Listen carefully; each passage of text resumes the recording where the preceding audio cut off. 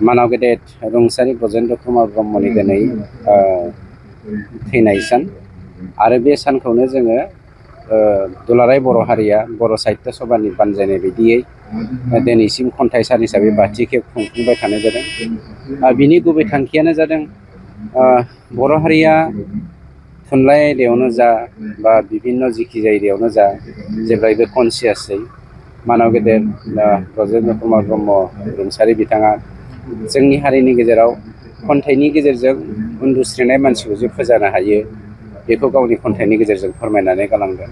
गतिके बेखौनो जोंनि गोदान फिरियाबो बुरखांनानै हारिखौ गोजौ मानदान्दायाव लांनो थाखाय बिथांमोन बायदि जेरै खन्थाइगिरि लिरगिरि आरो दैदेनगिरिफ्रा बर' हारिनि थाखाय सेक्रिफाइस खालामलांदों, जोंबो उनसंनांगोन बे थांखिजोंनो बे हाबाफारिखौ लानाय जादों।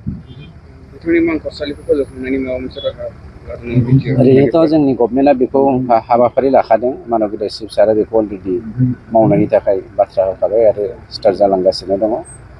गासैखौबो जोङो ग्रेजुवेलि मावलांबाय थागोन लासैनो।